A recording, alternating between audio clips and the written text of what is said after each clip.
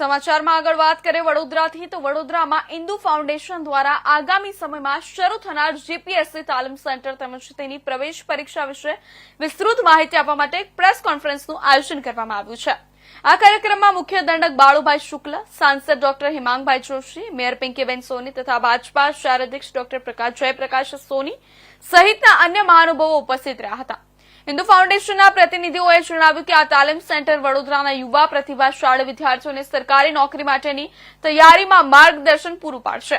વિશેષ કરીને જીપીએસસી જેવી સ્પર્ધાત્મક પરીક્ષામાં સફળતા મેળવવા માટે જરૂરી શૈક્ષણિક સામગ્રી, મોક ટેસ્ટ, નિષ્ણાંતોની માર્ગદર્શિકા અને પ્રાયોગિક તાલીમ આપવામાં આવશે। પ્રવેશ માટેની પરીક્ષા તથા તેના માપદંડ અંગેની વિગતવાર માહિતી આ પ્રેસ કોન્ફરન્સમાં જાહેર કરવામાં આવશે। ફાઉન્ડેશનના પ્રયાસોથી શહેરના વિદ્યાર્થીઓને ગુણવત્તાસભર માર્ગદર્શન મળશે અને તેઓને ભવિષ્યના કારકિર્દી નિર્માણમાં મદદરૂપ થશે તેવી આશા વ્યક્ત કરવામાં આવી છે।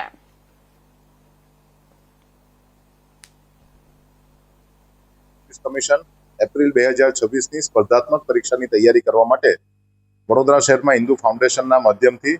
એક નવી શરૂઆત કરવામાં આવી રહી છે। 21મી સપ્ટેમ્બરે એના સંદર્ભની સ્કોલરશિપ એન્ટ્રન્સ ટેસ્ટ રાખવામાં આવી છે, જેમાં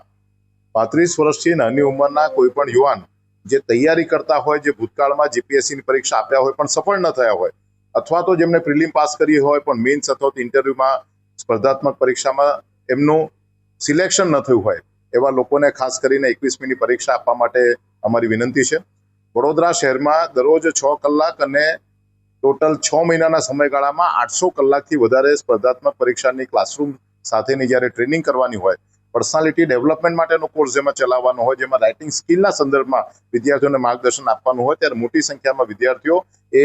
QR કોડ પરથી એક ફોર્મ ભરી અને એમને એમનું સેન્ટર બતાવવામાં આવશે। 21મી તારીખની પરીક્ષા માટે આ QR કોડના માધ્યમથી આપ આપનું ફોર્મ ભરી શકો છો। વડોદરા શહેરના સૌ ચૂંટાયેલા પ્રતિનિધિઓ, વડોદરા શહેરના સંગઠનના સૌ લોકો અને વડોદરા શહેરની જનતાના સુધી આ વાત પહોંચાડવા માટે આજની આ પ્રેસ કોન્ફરન્સનું આયોજન કર્યું છે અને એમના માધ્યમથી પણ એમના ફેસબુક ઉપરથી પણ આપણને આ QR કોડ મળી શકશે અને આ ફોર્મ ભરી અને આપ 21મી સપ્ટેમ્બરે ચોક્કસ આમાં ભાગ લો એવી અમારી આપ સૌને વિનંતી છે।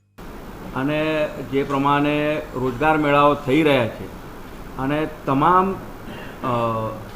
કેન્ડિડેટ્સને જાહેરમાં સર્ટિફિકેટ આપવામાં આવે છે, જોબ આપવામાં આવે છે। હમણાં સુધી ગુજરાતમાં એક વાસ્તવિકતા એવી હતી કે ગુજરાતી તમામ વિદ્યાર્થીઓ એ બિઝનેસ ઓરિએન્ટેડ હોવાના કારણે સરકારી નોકરી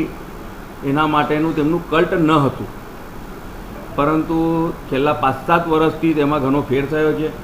અને સ્પર્ધાત્મક પરીક્ષાઓમાં જ્યારે વિદ્યાર્થીઓ આગળ વધી રહ્યા છે અને જેમ આપણે ગત વર્ષે માની લો કે 97,000 જેટલા વિદ્યાર્થીઓ આમાં એપ્લાય કર્યું હતું, તો આ વખતે ચોક્કસ મને લાગે છે કે 1.25 લાખથી ઉપર વિદ્યાર્થીઓ જ્યારે આવવાના છે, ત્યારે આ તમામ વિદ્યાર્થીઓને સારી રીતે ટ્રેનિંગ મળી શકે તે માટે થઈને રાજ્ય સરકાર દ્વારા તો પ્રયત્નો થાય જ છે, MS યુનિવર્સિટી દ્વારા પ્રયત્નો થાય છે અને જેમ ડૉક્ટર સાહેબે કહ્યું કે વડોદરામાં 2 અલગ અલગ સંસ્થાઓ આ પ્રયત્ન કરી જ રહી છે। આદરણીય વિજયભાઈએ મૂક્યો છે, ત્યારે સૌ પ્રથમ તો હિન્દુ ફાઉન્ડેશન અને વિજયભાઈ એમની સમગ્ર ટીમને આ ભગીરથ કાર્ય બદલ ખૂબ ખૂબ શુભેચ્છાઓ પાઠવું છું। આદરણીય વડાપ્રધાન શ્રી નરેન્દ્રભાઈ મોદીજીએ કહ્યું છે કે વિકસિત ભારતના વાહક એ યુવાનો છે। આજે જ્યારે 2047માં વિકસિત ભારત થતાં આપણે જોઈશું, ત્યારે સૌથી વધારે આજના યુવાનો એના ચાલક બળ પુરવાર થશે અને એમના માધ્યમથી જ્યારે આપણે વિકસિત ભારત તરફ આગળ વધી રહ્યા છે, ત્યારે માનનીય મુખ્યમંત્રીશ્રી દ્વારા અને ગુજરાત સરકાર દ્વારા પણ સ્પીપાના માધ્યમથી ખૂબ સારું કાર્ય થઈ રહ્યું છે, પરંતુ એક કોઈપણ સરકારની જે ફેસિલિટી હોય અથવા ખાનગી સંસ્થાની ફેસિલિટી હોય, એની પોતાની એક મર્યાદા હોય અને એની સામે યુવાનોની સંખ્યા ખૂબ જ વધારે છે। ભારત દેશ એની અંદર વિશ્વમાં સૌથી વધારે યુવાનો જ્યારે આવેલા છે, ત્યારે આ પ્રકારનું જે હિન્દુ ફાઉન્ડેશન દ્વારા જે ચલાવવામાં આવી રહેલા કોચિંગ સેન્ટરનું જ્યારે અત્યારે શરૂઆત થઈ રહી છે, હું માનું છું કે આ યુવાનોના જે સ્વપ્ન છે એને નવી પાંખો